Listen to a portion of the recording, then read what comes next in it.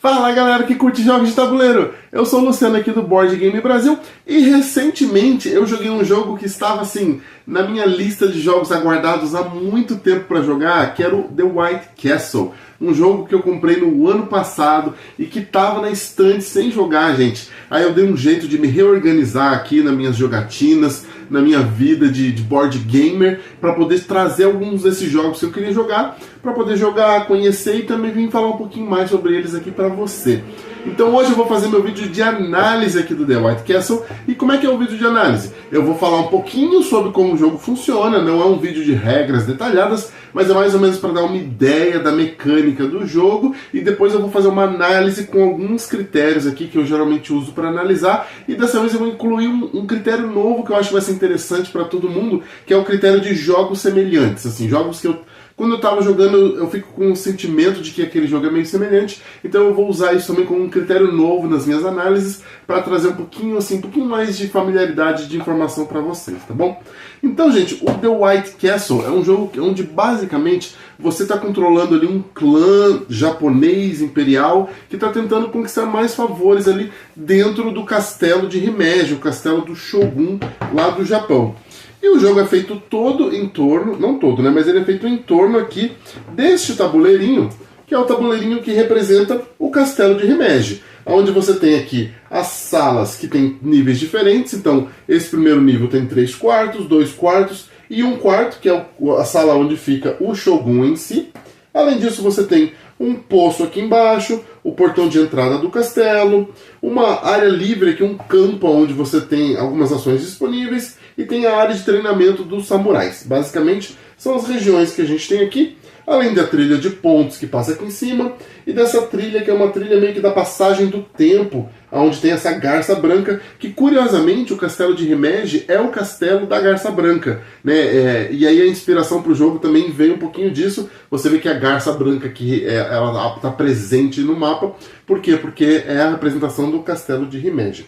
E no jogo, aqui nesse canto, você vê que tem esses 3 espaços de cores diferentes. É os espaços onde a gente posiciona essas pontezinhas, que são meio firula, você não precisa dela para jogar, o manual até fala disso, mas essas pontes elas vão ficar aqui e elas vão comportar dados de cores correspondentes. Então a gente tem dados das 3 cores que a gente coloca aqui, e no começo de cada rodada a gente joga os dados e aí coloca os dados em ordem crescente. E aí como é que vai funcionar? O jogo basicamente é um jogo de draft e alocação de dados. Você vai comprar algum desses dados que estão disponíveis aqui na ponte e vai posicionar eles em algum lugar aqui do seu tabuleiro principal e do tabuleiro do jogador, que eu vou mostrar daqui a pouco. Aqui no tabuleiro principal, a cor não importa muito, importa o número, o valor do dado. Então as posições onde você pode colocar os dados, elas já têm um valor impresso aqui, e aí você pode colocar dados com valor maior ou menor, só que se você colocar dados com valores menores, você tem que pagar para fazer as ações. Se você colocar dados com valores maiores, aí você ganha dinheiro para fazer as ações, tá? E a ideia é o seguinte: você vai posicionando esses dados aqui nessas regiões, e isso vai te habilitar a fazer tanto ganhar recursos, que são os 3 recursos do jogo, que tem 4 recursos do jogo que eu vou mostrar daqui a pouco, 5 na verdade recursos do jogo, ou fazer as 3 ações principais do jogo, que é o posicionamento de trabalhadores aqui nas regiões do castelo que eu acabei de mostrar. Então, gente, para entender um pouco melhor essa parte do conceito, vamos dar uma olhadinha no tabuleiro individual, que aí é onde a gente vai ter essas coisas mais bem detalhadas. Aqui no tabuleiro individual, a gente tem 3 trilhas, que são as trilhas dos recursos que a gente tem no jogo, que é comida, ferro e madrepérola. Além disso, a gente tem o selo do Daimyo, que fica aqui em cima, e dinheiro, que está do lado de fora. Então, são os 5 recursos que a gente tem e pode ganhar no jogo. E aqui a gente tem 3 trilhas, e essas trilhas a gente vai posicionar com cortesãos, né, são trabalhadores mesmo, tipo de trabalhadores, que são os cortesãos, os jardineiros e os samurais. As 3 ações principais que eu falei do jogo são exatamente pegar esses meeples daqui e posicionar lá no castelo. Então você, na verdade, não tem a ação de fazer sua alocação de trabalhadores diretamente. Você precisa alocar os dados, e aí, quando você aloca os dados, isso te permite fazer as ações dos trabalhadores.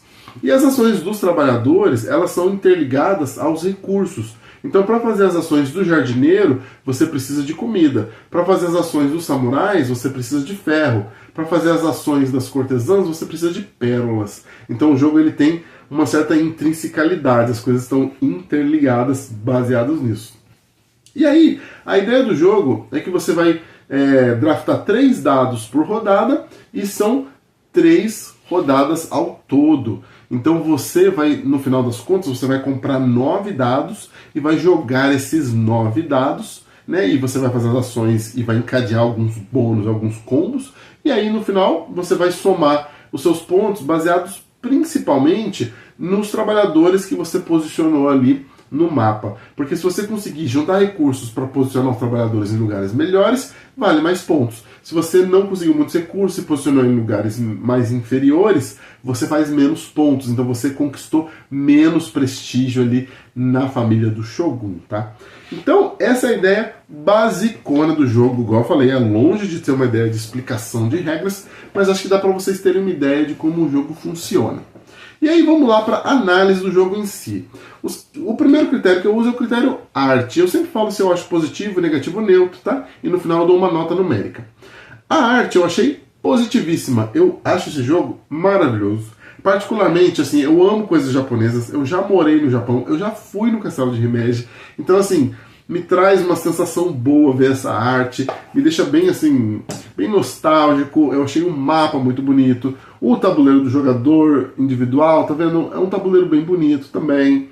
Então, no geral, a arte me agradou bastante. Eu acho que é um jogo visualmente agradável de se jogar.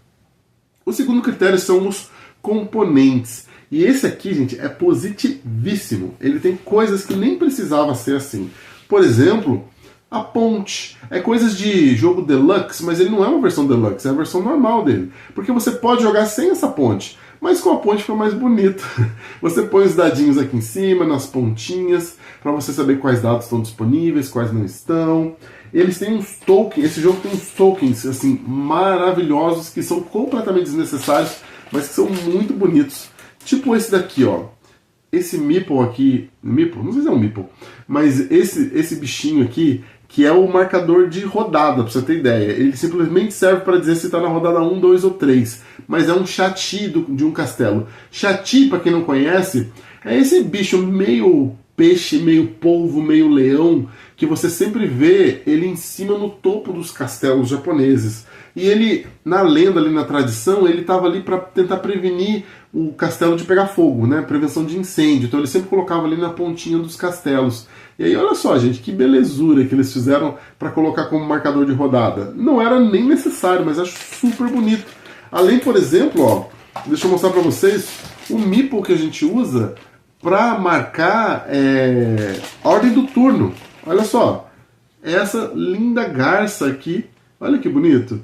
Então, assim, eu acho que teve um cuidado muito grande em fazer o jogo ser agradável, visualmente agradável, não só na arte, mas nos componentes. Então, o jogo, ele tá de parabéns no sentido componentes, assim, eu gostei bastante. Montagem do jogo.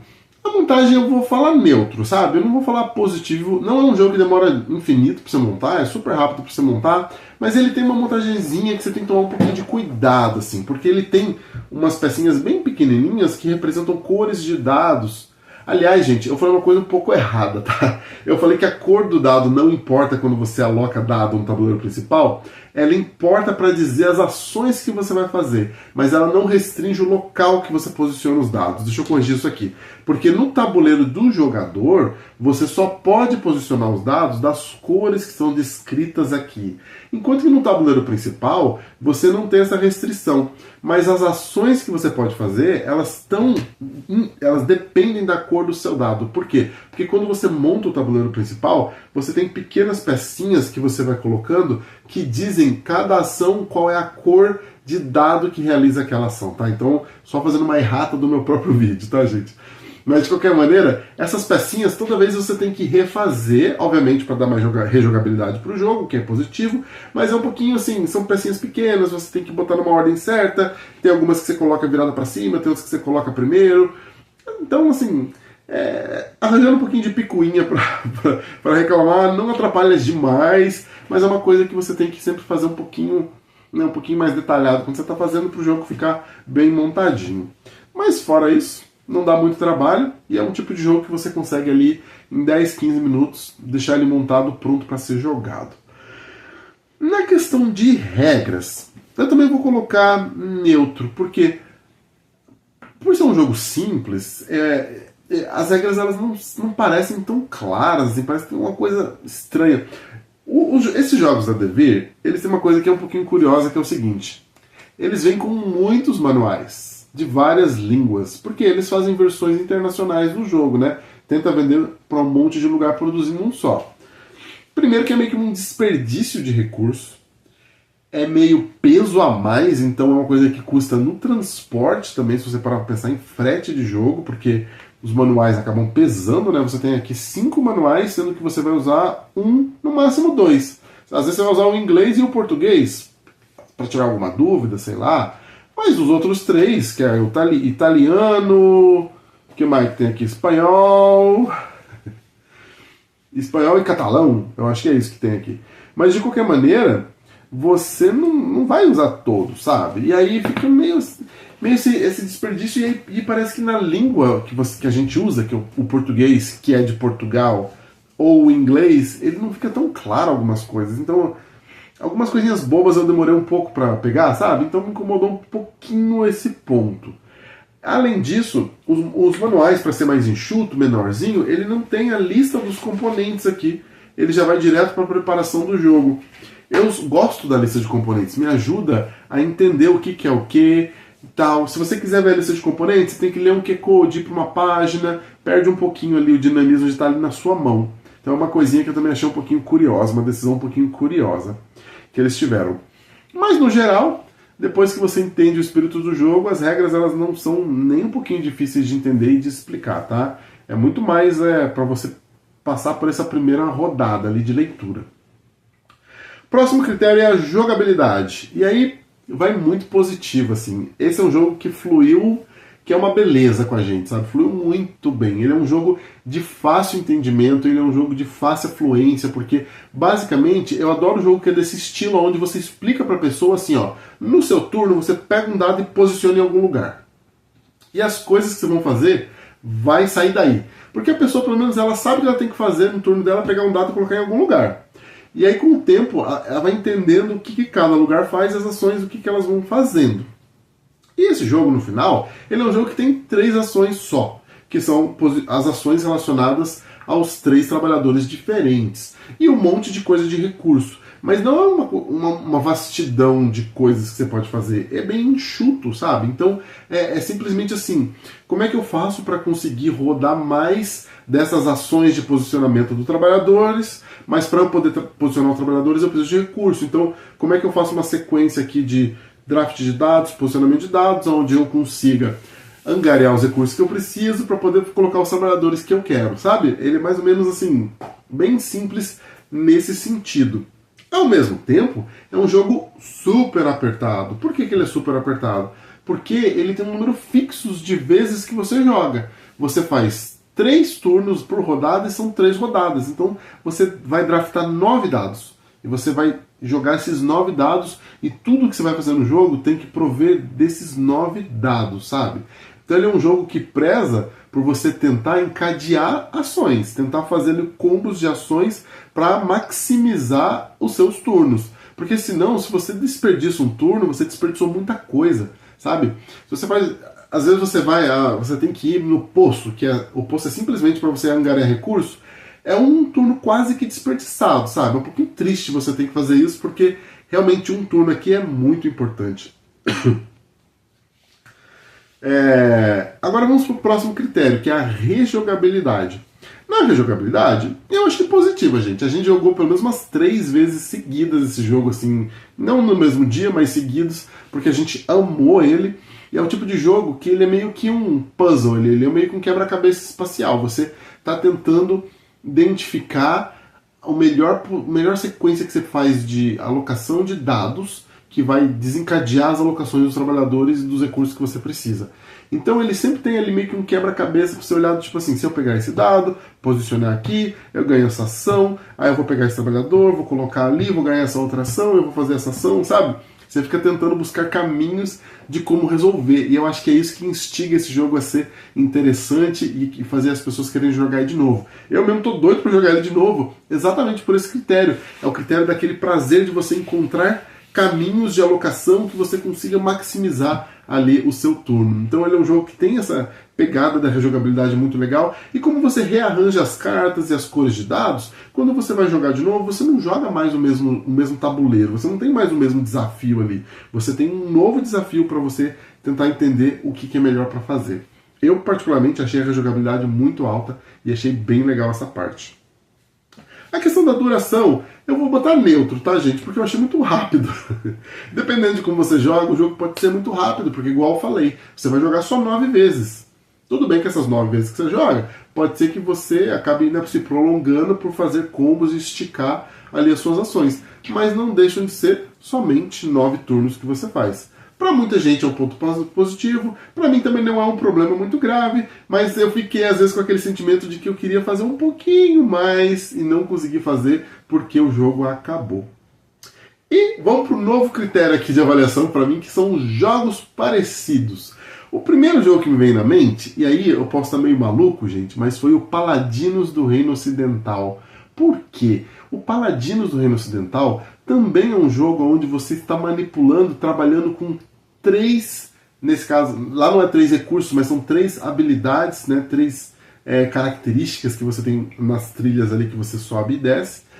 E você vai fazendo ações, só que as coisas são interligadas. Então, se você quer subir uma das suas características, você tem que fazer uma ação que precisa de outra característica para você poder fazer. Então, você tem que pensar no jogo como um todo ali, sabe? Na parte ali completa da interligação das diferentes características. Esse jogo é muito parecido, porque para você conseguir fazer as ações de alocação de trabalhadores, você precisa dos recursos associados àqueles trabalhadores. Mas para conseguir os recursos, você precisa fazer outras ações, sabe? Então, essa questão de você ter um jogo que é meio que uma teia de aranha ali, você tenta interligar as coisas para que você consiga gerar um recurso, fazer a ação, ganhar recurso, sabe? Você ficar trafegando nesses espaços. Um outro jogo que me lembrou foi o Gran Austria Hotel. Por quê? Pela questão do jogo apertado, do jogo de número de turnos fixos, onde você tem poucos dados para você draftar, alocar e fazer as suas ações. O Gran Austria Hotel é a mesma coisa. Você tem que alocar dados, né? Você tem que draftar dados ali e fazer as ações associadas com o número do dado que você draftou, mas é um número fixo de vezes que você vai fazer isso. E isso faz com que o jogo ele seja muito apertado, sabe?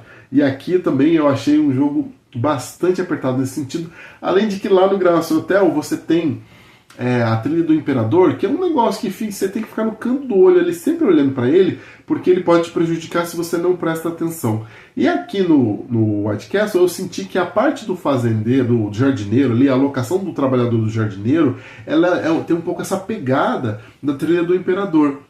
Não tá ali na sequência principal de coisas que você está fazendo, mas se você ignora aquela parte, você pode estar dando uma vantagem muito grande para o seu adversário. Então é uma outra coisa que me puxou o Gran Austria Hotel à mente. Pode ser uma correlação maluca? Pode, gente, mas foi o que me veio à mente quando eu estava jogando. E o último é o Five Tribes. Por que o Five Tribes? Pela questão seguinte, o Five Tribes ele tem um aspecto onde o jogador que for o primeiro da rodada, ele tem claramente uma vantagem de tentar buscar ali qual é a melhor opção de ação para fazer. Esse jogo é a mesma coisa. Quem for o primeiro jogador tem vantagem, sabe? E aqui não é um jogo que você mitiga a vantagem do primeiro jogador com mais recursos e tal. Eu não vi muita mitigação. Você tem que tentar ser o primeiro jogador da rodada para você ter a vantagem de pegar o tabuleiro limpo no começo da rodada e tentar buscar a melhor combinação de dados, sabe? Não afeta o jogo a ponto de ser um problemão, mas é uma coisa interessante que o Five Tribes também tem. Só que lá no Five Tribes você pode conseguir ser o primeiro jogador usando um leilão. Aqui você tem que correr ali na trilha do tempo, no trilho da garça, só que se seu adversário já estiver muito longe, pode ser que você não consiga mais alcançar. Então ele tem um aspecto um pouquinho mais complexo, um pouco mais difícil do que o Five Tribes, mas ainda assim é uma coisa que me lembrou ele, tá? E, para finalizar o vídeo, a nota do jogo para mim é um 9,5, tá, gente? É um jogo que realmente me agradou bastante, é um jogo que eu vejo aí escalando nos meus tops da vida. Ano que vem vamos ver se ele vai aparecer, mas eu acho que sim. E é um jogo que eu achei muito legal. E eu estava muito ansioso para jogar e fiquei feliz que botei na mesa.